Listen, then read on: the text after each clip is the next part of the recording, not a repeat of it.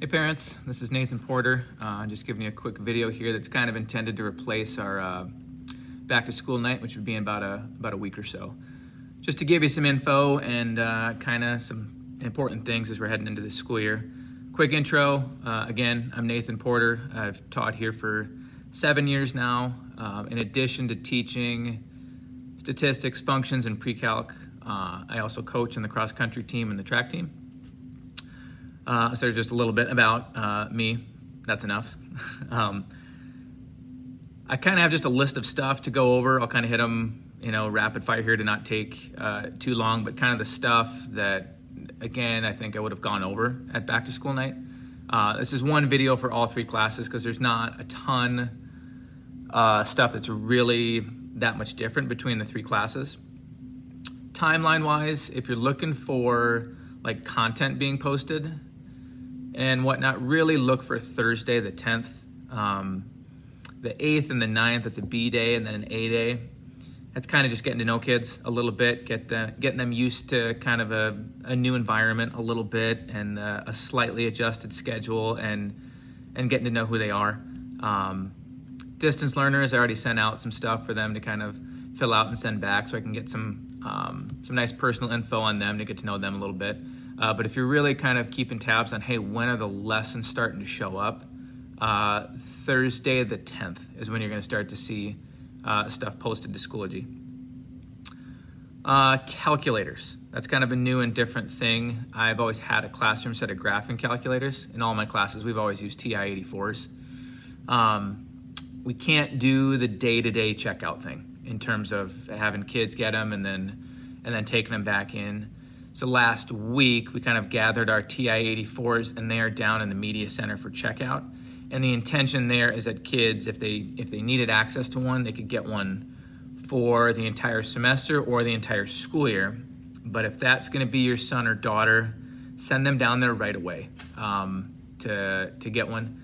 If they were to run out and we needed more, just contact me. We could figure out something. But that's particularly relevant to my AP Stats courses, where access to the TI-84 is essential. Whether you've borrowed it from the media center or bought your own, that's something, again, for statistics you really, really need to have.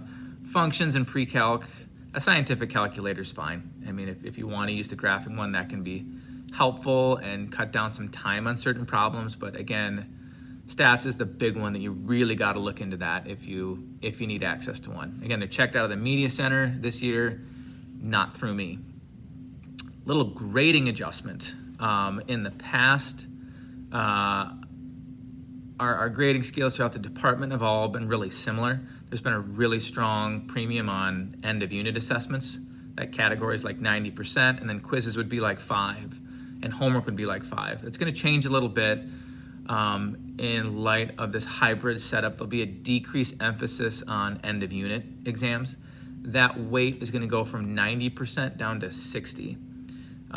Quizzes are going from 5% up to 25, and homework is going from 5 up to 15. So you see that like kind of week to week with the quizzes and day-to-day homework, that's going from 10% up to 40. So we're putting a lot stronger emphasis on just staying up to date on the day-to-day assignments and the kind of those weekly checkpoint quizzes. Those are going to count for more, and then those end of unit tests will count for a little bit less. We think that's just a better fit grading wise with the school year that we're looking at. On the daily schedule, I think this is probably clear for most classes, but again, for mine, I want to make sure parents are really clear on this. The A day, B day for our hybrid students, that's the day that they get instruction in class. So every single day, new content is posted. All right, so let's just take Thursday, for example. It's a B day. That would mean my B day students are getting the lesson in class with me. That same lesson will be pre-recorded, okay? Pre-recorded, and the link to that lesson will be posted to Schoology that same day for the A day students who aren't there. So when students are at home on their opposite day, they have new content and new lessons. They'll get new stuff every single day, right? The day that's designated for like them A or B. That's just the day that they're getting the instruction in person with me. Okay, but that's something I'll make really, really clear these first couple of days so that they know they've got new content every day. There's no like, oh, it's I'm a B student and it's an A day, so I already did that lesson and I have an off day at home. That's not the case at all. They're just going to get their lesson online that day. Distance learners will get a daily email, right? That will just have very explicit instructions. I did that last spring when everybody was doing distance, and I thought it worked pretty well. That just gives them a checklist, usually 2 or 3 items, kind of depending on what's going on, to say, hey, here's, let's say Friday, September 11th this week.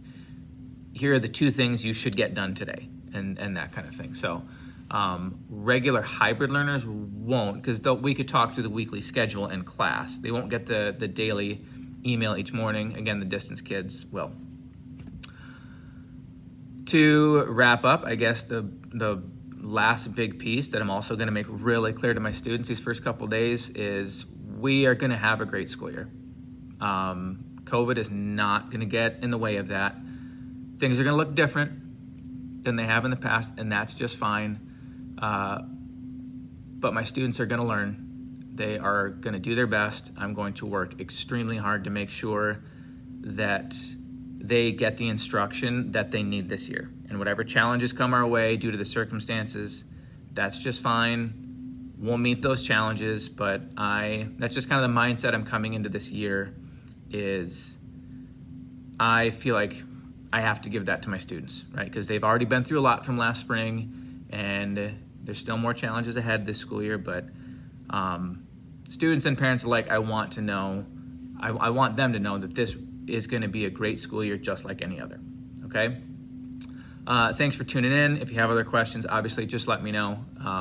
You can contact me on my email at any point in time or give me a call, and I'd be happy to talk through any other details you'd like to go over. But welcome, and again, get ready for a great year.